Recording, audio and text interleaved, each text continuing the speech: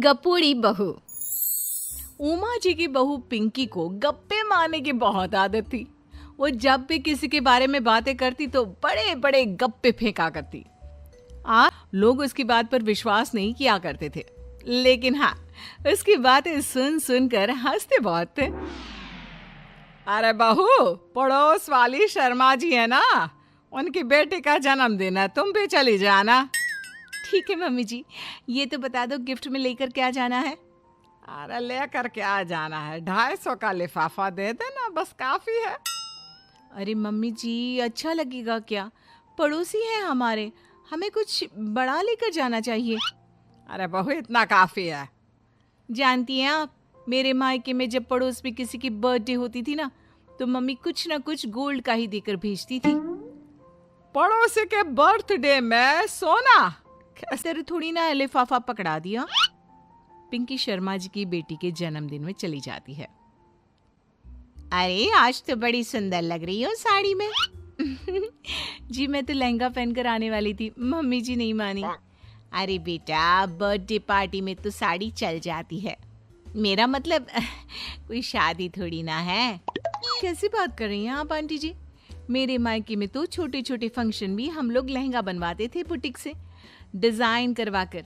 चाहे पड़ोस में किसी का जन्मदिन हो, मेरी मम्मी हमेशा बुटीक से नया लहंगा डिजाइन करवाती थी।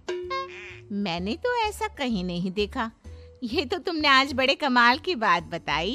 अरे भाभी, मैं यहाँ हूँ, ये देखिए मेरा ड्रेस कैसा लग रहा है। ठीक ही है, मतलब बर्थडे के हिसाब से थोड़ा हल्का है ना। अरे भाभी, इतना सुंदर गाउन पहना है मैंने। मैं ना शादी से पहले अपने बर्थडे पर हमेशा जरी वाला लहंगा पहना करती थी। यही मैं तुम्हारी मम्मी को भी बता रही थी। इसके बाद केक काटने का प्रोग्राम शुरू होता है। सब लोग इकट्ठे हो जाते हैं।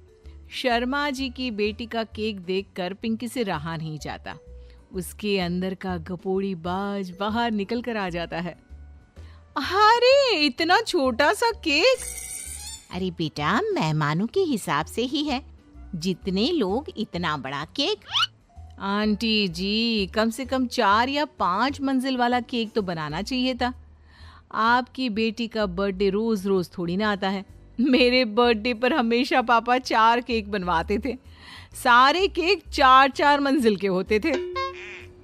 वहां पर सारे लोग उमा जी के मोहल्ले के ही थे और वो पिंकी के गप्पे मारने की आदत से अच्छी तरह वाकिफ थे, इसलिए सब लोग उसकी बात सुनकर हंसने लगे, लेकिन किसी ने पिंकी से कुछ नहीं कहा। एक दिन सुबह सुबह पिंकी ने अपनी सास से कहा, मम्मी जी, मेरे मम्मी पापा मुझसे मिलने के लिए यहाँ आ रहे हैं। अरे वाह, ये तो बहुत अच्छी बात है। उनके आने की तैयारी करो, अच्छा अच्छा खाना बनाओ। वैसे कब तक आएंगे? मम्मी जी फ्लाइट से आ रहे हैं, कल शाम को 4 बजे की फ्लाइट है। फ्लाइट? लेकिन बेटा, तेरा मायका तो यहाँ से 2 घंटे की दूरी पर है। तेरे मम्मी पापा फ्लाइट से कब से आने लगे? अरे मम्मी जी, आपको पता नहीं है, मेरे मम्मी पापा ना आधे घंटे की दूरी के लिए भी फ्लाइट का टिकट बुक करवाती है। अरे गप्पे थोड़े कम मारा करो बहू। कोई फ्लाइट से तब आएगा ना जब यहाँ पर एयरपोर्ट होगा। तुम्हारी मम्मी क्या उड़कर आएगी घर में? अरे हाँ मम्मी जी, मैं तो भूल ही गई थी। वो क्या ना, मेरे मम्मी पापा हमेशा फ्लाइट से ही ट्रैवल करते हैं, तो मेरे दिमाग से ही निकल गया था। अगले दिन पिंकी के मम्मी और पापा पिंकी से मिलने के लिए उसके घर आते हैं।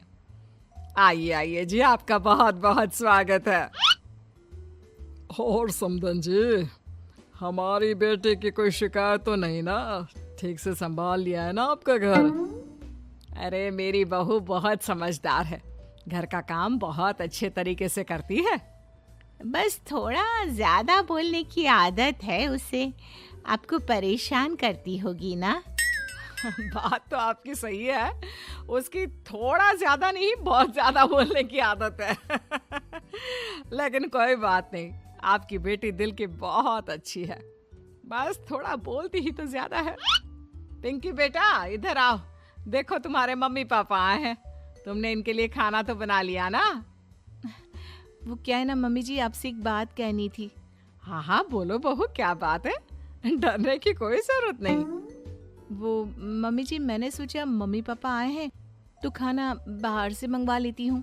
अरे कोई बात नहीं बेटा, वैसे भी तुम किचन में काम करने लग जाती तो अपने मम्मी पापा से बात कब करती। बहुत अच्छा किया। अब तुम अपने मम्मी पापा के साथ बैठकर आराम से बात करो, मैं अंदर जाती हूँ। शाम का वक्त जैसे ही दरवाजे की घंटी बजी, 3-4 लोग हाथों में खाने की बहुत सारे पैकेट लेकर उमा जी के घर पहुंच गए। अरे भाई, कौन है आप लोग? लगता है गलत पते पर आ गए। नहीं नहीं माँ जी, हम तो खाने का ऑर्डर डिलीवर करने आए हैं, यहीं से बुकिंग मिली थी। अरे नहीं नहीं, आपको कोई गलत फहमी हुई है। हमारे यहाँ तो 2 ही मेहमान आए हैं।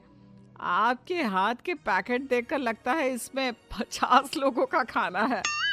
माँ जी, आपने सही समझा, खाना तो इसमें 50 लोगों का ही है, क्योंकि हमें ऑर्डर यहीं से 50 लोगों का मिला है। अरे लेकिन इतना सारा खाना, कहीं मेरी बहू ने अपनी गप मारने की आदत के चलते ऐसा तो नहीं कर दिया? ये खाना आप रख लीजिए और हमें हमारे पैसे दे दीजिए। अच्छा, वैसे कितने का बिल बना है? ज्यादा नहीं, बस 10,000 दे दीजिए। उन लोगों की बात सुनकर उमा जी पिंकी को आवाज देकर वहां बुलाती है। जैसे ही पिंकी वहां आती है, खुश होते हुए उन लोगों को वहां पर खाना रखने के लिए कहती है। अरे इतना सारा खाना क्यों मंगवाया बहू? अरे मम्मी जी, मैंने आपको बताया तो था, मम्मी पापा आए हैं तो मैं खाना बाहर से मंगवा रही हूँ। ये बात सही है बेटा, लेकिन 2 लोगों के लिए 50 लोगों का खाना? अरे मम्मी जी, कुछ कम पड़ जाए तो अच्छे थोड़ी ना लगता है, और मेरे मायके में तो ऐसा ही होता है, एक्स्ट्रा खाना मंगवाते हैं हम लोग। तभी पिंकी के मम्मी और पापा वहां पर आते हैं। अरे बेटा, एक्स्ट्रा खाना मंगवाने का मतलब ये थोड़ी ना होता है कि 2 लोगों के खाने के लिए 50 लोगों का खाना मंगवा लो। और बेटा, तुम्हारी गप मारने की आदत के चलते 10,000 का बिल आया है।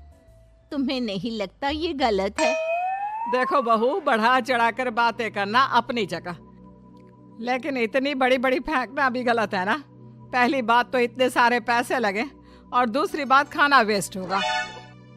आप लोग ठीक कहते हैं, मैं आज के बाद अपनी इस आदत को कंट्रोल करने की कोशिश करूंगी और अब से गप थोड़ी कम मारा करूंगी।